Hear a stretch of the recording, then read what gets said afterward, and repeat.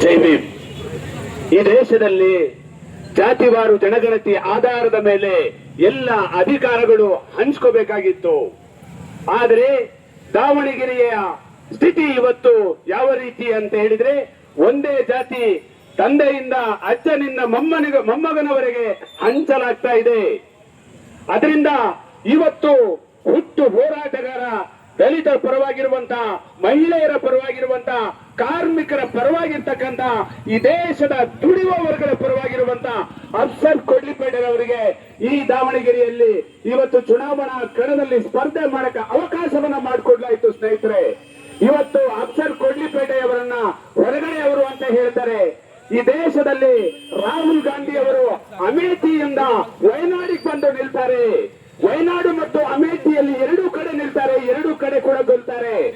ನಂತರ ಅವರು ವಯನಾಡಿಗೆ ರಾಜೀನಾಮೆಯನ್ನ ಕೊಟ್ಟು ವಯನಾಡಲ್ಲಿ ಅವರ ಸಹೋದರಿ ಪ್ರಿಯಾಂಕಾ ಗಾಂಧಿಯನ್ನು ಚುನಾವಣಾ ಕಣದಲ್ಲಿ ಇಳಿಸ್ತಾರೆ. ಸ್ನೇಹಿತರೆ, ಅಲ್ಲಿ ಪ್ರತಿ ಚುನಾವಣೆಯಲ್ಲೂ ಕೂಡ ಒಬ್ಬ ಮುಸಲ್ಮಾನ್ ಅಭ್ಯರ್ಥಿ ಗೆದ್ದು ಬರ್ತಾ ಇದ್ರು.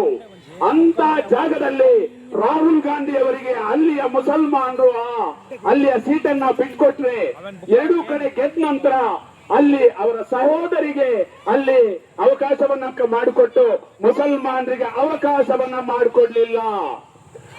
ರಾಹುಲ್ ಗಾಂಧಿ ಅವರು ವಯನಾಡಿಗೆ ಹೊಸಬರಾಗಲ್ವಾ?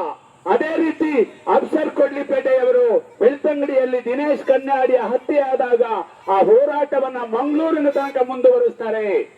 ಅದೇ ರೀತಿ ಇನಾಮ್ ದತ್ತಾತ್ರೇಯ ಬಾಬಾ ಬುಡನ್ಗಿರಿ ಸ್ವಾಮಿ ದರ್ಗಾದಲ್ಲಿ ಅಲ್ಲಿ ಏನು ಸಂಘ ಪರಿವಾರ ಮಾಡಿರ್ತಕ್ಕಂಥ ದೌರ್ಜನ್ಯದ ವಿರುದ್ಧ ಬಹಳ ದೊಡ್ಡ ಹೋರಾಟವನ್ನ ಗೌರಿ ಲಂಕೇಶ್ ಅವರ ಮುಂದಾಳತ್ವದಲ್ಲಿ ಮಾಡಿ ಜೈಲಿಗೆ ಹೋಗ್ತಾರೆ. ಅದೇ ರೀತಿ ದಿಟ್ಟಹಳ್ಳಿಯಲ್ಲಿ ಆದಿವಾಸಿಗಳ ಮನೆಗಳನ್ನ ಧ್ವಂಸ ಮಾಡಿರುವಂತ ಸಂದರ್ಭದಲ್ಲಿ ಅಫ್ಸರ್ ಕೊಡ್ಲಿಪೇಟೆಯವರು ದಿಟ್ಟಹಳ್ಳಿಗೆ ಹೋಗ್ತಾರೆ. ಅದೇ ರೀತಿ ಬೆಂಗಳೂರಿನಲ್ಲಿ ಕೋಗಿಲು ಮನೆಯಲ್ಲಿ ಮನೆಯನ್ನ ಡೆಮಾಲಿಷ್ ಮಾಡತಕ್ಕಂತ ಸಂದರ್ಭದಲ್ಲಿ ಅಫ್ಸರ್ ಕೊಡ್ಲಿಪೇಟೆಯವರು ಕೋಗಿಲು ಮನೆಗೆ ಹೋಗ್ತಾರೆ. ಹಾಗಾದ್ರೆ ಅಫ್ಸರ್ ಕೊಡ್ಲಿಪೇಟೆಯವರಿಗೆ ಕೊಡ್ಲಿಪೇಟೆಗೂ ಕೋಗಿಲು ಮನೆಗೂ ಏನ್ ಸಂಬಂಧ? ಅಫ್ಸರ್ ಕೊಡ್ಲಿಪೇಟೆಗೂ ಬಾಬಾ ಬುಡನ್ಗಿರಿ ಚಿಕ್ಕಮಂಗ್ಳೂರಿಗೆ ಏನ್ ಸಂಬಂಧ?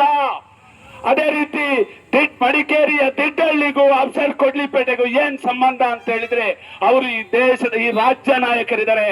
ರಾಜ್ಯದಲ್ಲಿ ಏನೇ ದೌರ್ಜನ್ಯ ದಬ್ಬಾಳಿಕೆಗಳಾದ್ರೂ ಕೂಡ ಅವರ ವಿರುದ್ಧ ಧ್ವನಿಯನ್ನ ಎತ್ತಾರೆ. ಹಾಗಾಗಿ ಅಫ್ಸರ್ ಕೊಡ್ಲಿಪೇಟೆಯವರು ದಾವಣಗೆರೆಯ ಧ್ವನಿ. ಹಾಗಾಗಿ ದಾವಣಗೆರೆಯ ನನ್ನ ಆತ್ಮೀಯರು, ಮತದಾರರು ಅಫ್ಸರ್ ಕೊಡ್ಲಿಪೇಟೆ ಅವರಿಗೆ ದಾವಣಗೆರೆಯ ಧ್ವನಿ ಅಂತೇಳಿ ಮತವನ್ನ ಕೊಡಬೇಕು ಅಂತೇಳಿ ಈ ತಮ್ಮ ಘನ ಸನ್ನಿಧಾನದಲ್ಲಿ ಮನವಿಯನ್ನ ಮಾಡ್ಕೊಳ್ತಾ ನನ್ನ ಮಾತನ್ನ ಮುಗಿಸ್ತಾ ಇದ್ದೀನಿ. ಇನ್ಕ್ಲಾಬ್ ಜಿಂದಾಬಾದ್. ಜೈ ಭೀಮ್.